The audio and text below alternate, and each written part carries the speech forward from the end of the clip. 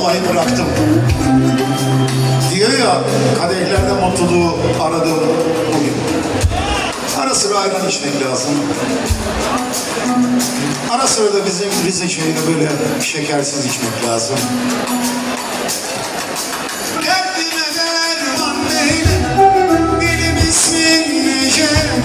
Seni benden aldılar hain geceler. Güneşin doğduğu günler, yaşamaksan da beter. Sana nasıl kıydılar? Hain geceler, geceler, geceler. Gel bir tanesi. Çok teşekkürler. Kıymetli